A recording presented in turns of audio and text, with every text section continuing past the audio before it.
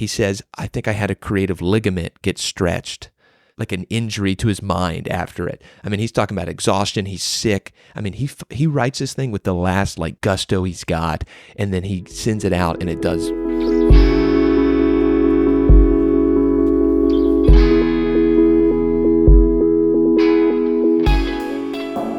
Hey, welcome back to The Craft, where we explore the creative process. My name's Colby, and I'm a marketer, product manager, and music producer.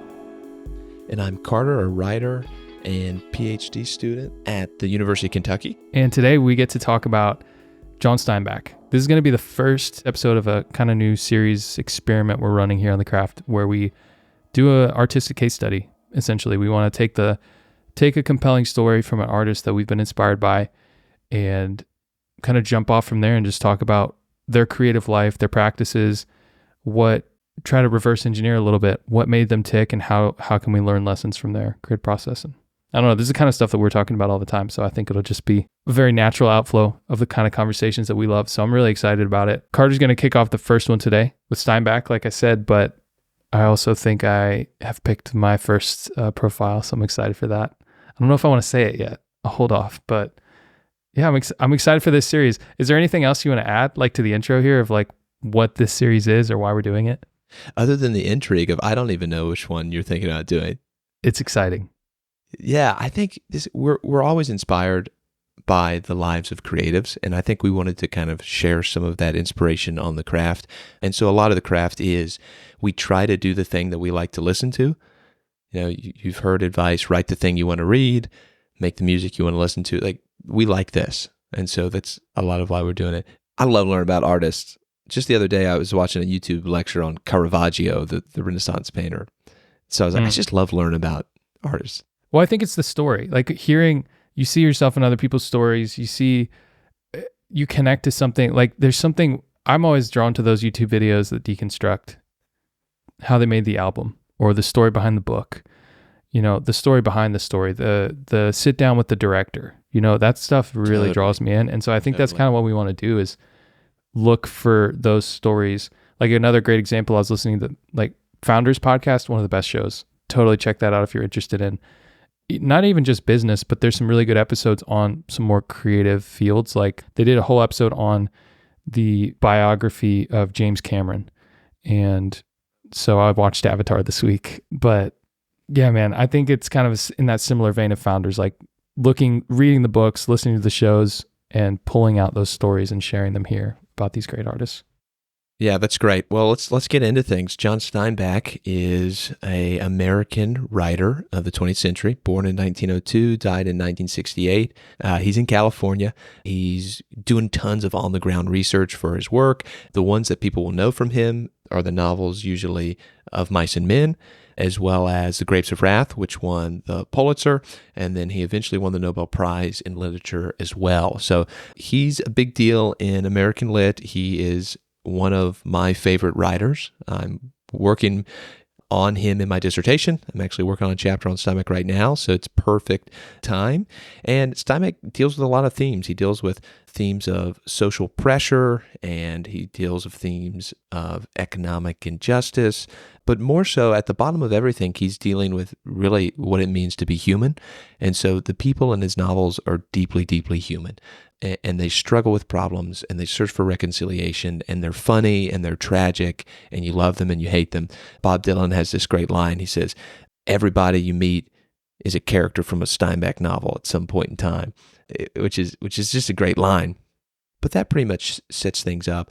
I could talk a long time about Steinbeck, but I want to bring us in on a creative crisis that he had. So Steinbeck finishes Grapes of Wrath in 1939. He had just turned, I believe it was 37, and late 30s, he's had early success with Of Mice and Men, kind of put him on the map, but then Grapes of Wrath just absolutely blows up in 1939. So he finished it in 38, it's published in 39, and then all of a sudden, he basically overnight becomes a famous writer.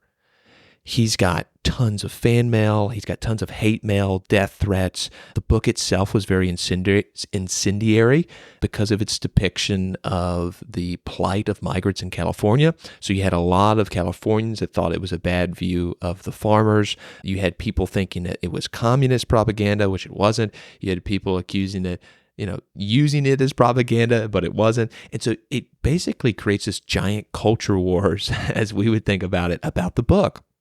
And Steinbeck is, kind of blown away by this reception. Like, he runs away from it. Like, it scares him to death. He's exhausted after composing the novel. I mean, he put absolutely everything into it. He had some medical issues at the end. He says, I think I had a creative ligament get stretched. Like an injury to his mind after it. I mean, he's talking about exhaustion. He's sick. I mean, he writes this thing with the last like gusto he's got, and then he sends it out, and it does way better than he could ever imagine. And so this occurs, and it's just really tumultuous. And he is, in a lot of ways, kind of sick of the response. Like, he was a very private guy, and so the response is really overwhelming. And he decides after this that he has taken the novel as far as he could get it. And so I want to read a quote that's just terrific. He talks about how after The Grapes of Wrath, he wants to completely transform himself as an artist. He says, that part of my life that made grapes is over. I can be born again, must be. I have to go to new sources. I have to find new roots, which is, it's just this time of transformation for him. And he really talks about having to leave the novel. He says he has to find a new discipline in his next book. He writes to his uncle, the new work must jump to include other species beside the human. I want to integrate my interest in biology and ecology. He's talking about in one letter that he thinks he's done the best novel that he could possibly do. He wants to leave novels. And so this is like a dramatic shift in genre. And he doesn't. He writes more novels over his career. But I want to just bring our attention into what he does. He finishes a work. The cultural reaction is tumultuous. And what he does is he goes to sea. He goes and takes a nautical expedition with his best friend, Ed Ricketts, who is a biologist. And he goes off to write what he calls the Song of the Microscope. And basically, he sets off to do another mode of thinking, he calls it. He switches gears. He immediately, he's using still the tools of a novelist, but they write this book called The Sea of Cortez, and it is part travel narrative that Steinbeck wrote, and then it's also part marine catalog. So they catalog marine life in the tide pools. And so he goes off and he creates this document that's still being used as a touchstone for his life and his thinking, because so much of his thinking that occurs in other novels and in other places is happening in the Sea of Cortez. And so he leaves the novel, he goes off, he goes on this adventure, and he tries to completely transform himself. And obviously, he fails in that you never really leave yourself, but he does transform into a thinker here that's really complex, where he's using both the skills of a novelist and this new idea of writing scientific poetry, he called it. It creates this wonderful document that I'm looking at my dissertation, but it was so important for him kind of personally. And that's what I wanted to pull in on with this story, is that we see success bring him something that was not pleasant. Like he didn't enjoy the notoriety. He's been working, his whole life practically to become the famous established writer. And then he becomes it, and it's terrifying. And so at the end of one project, and in what seemed like a collapse, he tries to go forward by transforming. And I thought that this is just a really inspiring story, that he's not afraid of trying to replicate The Grapes of Wrath. And that was something he felt people wanted him to do. Write more like that, write more like that. And even right after he published it, he's like, no, I'm done with that. I've done it. I think this is the best that I can do with it. It's time for me to go do something else. And this was really invigorating for him. There was also some problems with his first marriage is starting to fall apart during this time with the new fame and different personal factors. And so it was a really, really difficult time for him, not only personally, but also creatively. And it's just neat to see that the Sea of Cortez worked as kind of a way forward for him. And so the way forward was not trying to, I don't know, capitalize on the new fame or go write another bestseller, Grapes of Wrath. It was to say, I'm never going to write a novel again. I mean, that's basically what he tells people. I'm going to go do something totally different. And it's just inspiring to me that he had the foresight to do that, right? He has been a novelist. He's written 2 of Mice and Men. He was working on the movie adaptation at this time. It was incredibly popular. And instead of just kind of doubling down on the things that he's doing, like he has the kind of creative courage to go off and try something else. And so I think, it was inspiring to me, but I also think it's a great kind of prescription of, in times where there is a lot of creative friction, let's call it, maybe after a project or after a season of work, I think it can be immensely helpful to go and set off to try something new. Like the value of going on a creative adventure, of something that you haven't done before, that you don't know how to do, that you're figuring out as you do it. And that can be a great way to reignite the work. I mean, for him, it literally came to a screeching stop in 1938, and he picks back up, with their expedition in 1940. And so, he took a lot of time off. He was working some with, getting the movie ironed out, but he took time off. He changed directions and he moved forward. And he goes on to produce, one of the best novels later in his career in 1952, East of Eden, which is maybe my favorite Steinbeck novel. And so he even though he thought he was done with the novel, he wasn't. But this was part of getting him there. Leaving it behind was part of him eventually coming back to it. And so I thought that was it's a cool story, I thought, of creative collapse, but then in some ways kind of a creative resurrection in a new direction. And so then just to make sure I get this like timeline right, this happens around 1938 to 1940. Sea of Cortez comes out in 1941, I think. Yes. And then basically the next 10 years, he's writing more nonfiction. And then 1952, East of Eden comes out. That's the next novel he writes after Grapes of Wrath. Is that right? Are there any other novels in between there? Like, I'm just trying to, basically, did he take a whole decade off, or was it, because I've got the list of books here, but I just want to make sure they're accurate. So he does write some novellas for the war. So 1940s, The Moon is Down. He writes that one. So that's like a couple years in. I mean, that's not, or maybe 4, 5 years later. It was propaganda for the Allies. It's a really good piece, and it actually was pretty terrible propaganda because they thought it was too compassionate to the people that were occupying this European town. Cannery Row, I believe, is his next novel. The Wayward Bus. Yeah, Wayward Bus is not till after. Do you have publication dates on some of those? Yeah, so it says, this is ChatGPT, so I got to get that disclaimer, but it says Moon is Down 1942, Cannery Row 1945, Wayward Bus 1947, The Pearl 1947, Burning Bright 1950, then East of Eden. Yeah, so there's some novels in between.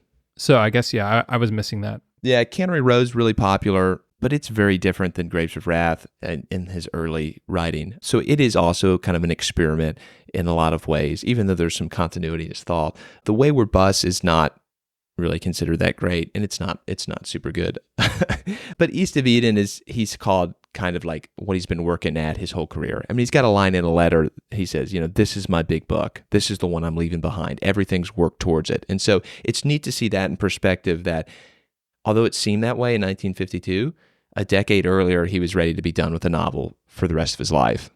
And he did at least take from 1938 to 1942, The Moon is Down. And it's different. It's like you said, it's propaganda. It's different purpose, all that. So he's taking 4+ years of transformation and change, basically. Yeah. Amazing story, man. That was awesome. Okay, cool. It's always encouraging, I think, in some ways, for me to see great artists struggling in a good way. Man, it's not easy for them. They're doubting their work. The last journal entry he sends when he sends off the Grapes of Wrath manuscripts, he says, God, I hope this is good. That's what he says. Like when he sends off the Grapes of Wrath. So it's like, man, here's the guy who wrote the Grapes of Wrath being like, man, I just hope this is good. And there's just such a, I don't know, there's such an encouragement in that for me. So there's a couple things that stood out to me in the story. Yeah. Like one, he's like pushing so hard that he like breaks the creative ligament or whatever, Yes. stretches the creative ligament. That's interesting. The next is like, it's interesting here, like burnout in the 40s, you know? He's not like got social Sure. media burnout, but he still has this sort of, I have to step away. And it's a sort of similar thing. It's the burnout of not just the creative effort, but also like the inbound mail and all of the publicity and all this stuff, and realizing like that's not what he wants. Everyone's story is unique. Everyone's experience is unique, but I guess what are some more takeaways for you? Or reiterate the core takeaway again for me. Yeah, I mean, the thing that really sticks out is this kind of drive towards transformation here. So T.S. Eliot said that the middle-aged artist has got to either like basically quit, transform himself, or like, I think he says something like meticulously recreate the thing like even better. Like those are like the choices. And I just think this is an example of the recreating in a time where everybody would be telling him, well, I mean, just think about this transported to today. If you wrote a best-selling novel, that's the talk of everybody. What are you probably going to do? You're probably going to write another novel. I mean, Or three more. Like, yes. He's been working his whole life to do this, and he finally becomes the established writer, and it's kind of a hot mess. Like, he's like, I've been working for this, and now it's not what I want, and I feel like I'm exhausted doing the thing that I love, and I just have to do something different. And so for me, I think it's a picture of like, okay, maybe you don't have to force it. Like if you're getting friction with something, if something's, feels like it's literally snapping, then it's like, you go off, do something else. Like take those interests. I mean, for him, marine biology, he was super interested in it. So it's not literature, it's not poetry, it's not like literary things. Like he had an interest in marine biology. So he picks up another interest and he pursues that, and it kind of re-sparks so many of the things that he does in his fiction. So there are beautiful sections of Sea Cortez written by a novelist. And it's a novelist because he's got all the tricks of a novelist, right? He's talking about the narrative. He's setting a scene. He's talking about the characters and people they encounter. So he's doing the thing that he said he's not going to do anymore, but he's doing it with a kind of a fresh, new perspective. And so I think what I kind of take away for it is one, just the reassurance that great artists often have doubts. They experience burnout. They have personal and creative crises, during their lives, even at the height of their fame. And you can move forward. And I love that he goes on an adventure with his friend. Like that's just it's so great. I mean, he says, I need new material. I need something new. I've got to transform. Like, let's go on this adventure. Let me follow my interests. And he was getting money at this, he's getting a lot of cash flow. So they set up an expedition to go out into the Gulf of Mexico and do this collecting trip. And I think it was just so important to realign, not only to refine his thinking, but to kind of re-spark his desire for creative work and the meaningfulness of that after what seemed like kind of a chaotic crash almost after Grapes.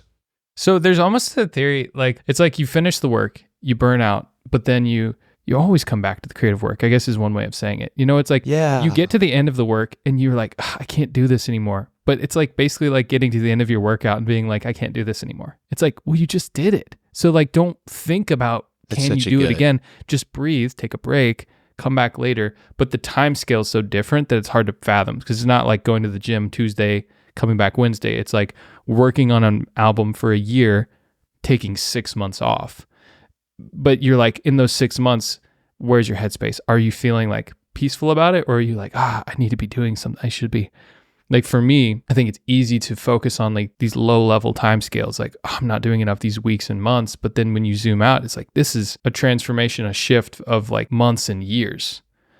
I don't know. I just take another way of saying I take encouragement as well from the creative doubts, the burnout, the need for space, and like just going on an adventure. And you got to live life. You have to have material if you're going to make something or have some Totally voice and something to say. And, I love how Steinbeck writes too. This is kind of a little insight into his process. He wasn't a note taker.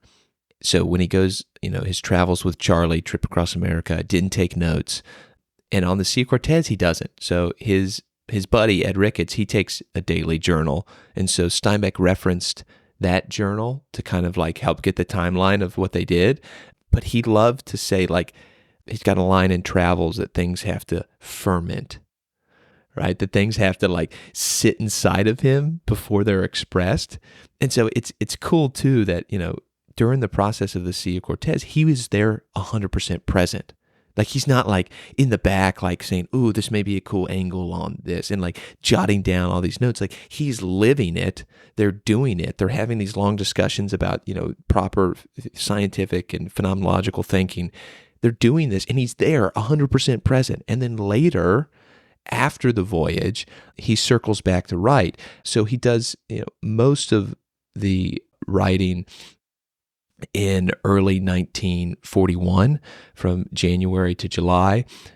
And so that's, a fair amount of time after they get back. So they get back in April of 1940, and then he's doing some other things in between. But, the writing of Cortez doesn't happen for another several months. That's interesting. Yeah. But he liked to let things simmer. And it's just, there's such an emphasis, like you said, of being there, of experiencing it, because otherwise, what are you going to give people? And I think that's a temptation to like be mining life for stuff.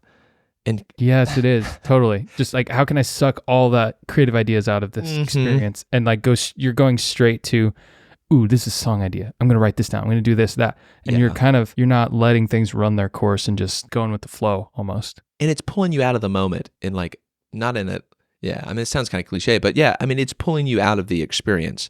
And it's like the experience is the thing that you really need to understand to be able to articulate it creatively. And I think Steinbeck was really good at that. Like there's a certain kind of patience that he would do with these sort of things. Okay, I need the journal from Ed, what we actually did. But then what stands out in my memory? What has been memorable? Like what are the things that define the trip now in a distance? And so I think it's just a cool note about his process. That's a very interesting note. And there's all that counterexamples that are coming to mind because I feel like there could be value in taking notes and different things. Totally. And thinking of the John McPhee book I'm reading right now, where he is in the seat with a truck driver writing a chapter about this story from taking a hazardous chemical from like the Southeast all the way to the Pacific Northwest, 2,800 miles. And he's sitting there on the side. I imagine he's sketching and writing these details down, but maybe not.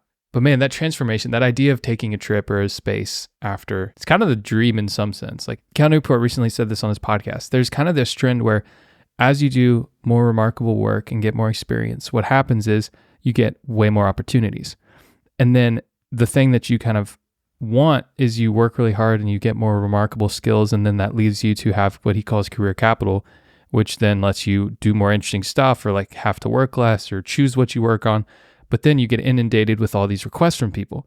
And then what happens is you start to say yes to them. He talked about, the YouTuber who started doing something simple, but then all of a sudden they've got a product and then a deal and then sponsorships and they're doing 5 other things and they're working on the Netflix show. And it's like their life becomes something that maybe they don't even want because they're just saying yes to every opportunity. But what you see here is Steinbeck gets to the top of his career in this moment, or at least a pinnacle of his career. And then he's like, no, I'm not going to go. He's probably got a huge influx of opportunity and things he could do and new books and just money opportunity.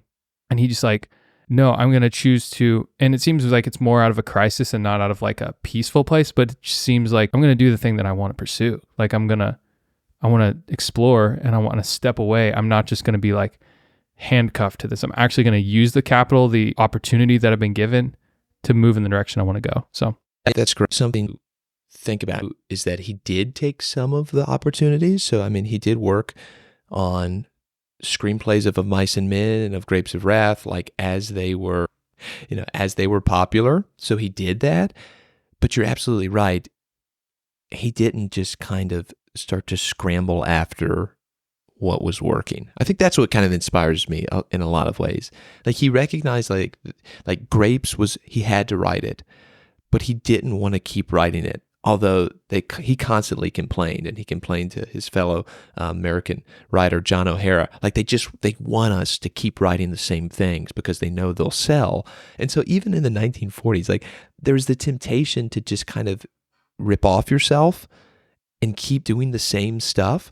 And Steinbeck he had no patience for it. Like he was like, yeah, Grapes has been done. I did the very best I could. I may never do anything that good again, but it's time to do something new. And I just love that. I just love that he did that. Well, this is a great episode, man. Very fun first case study. Any other thoughts before we wrap? No, I mean, I'd love to hear, if people enjoy this, who do you want to hear us talk about? Who interests you? Are there stories that inspire you? Is this worth us doing? Yeah, totally. Well, that's the craft. Thanks so much for listening to this episode.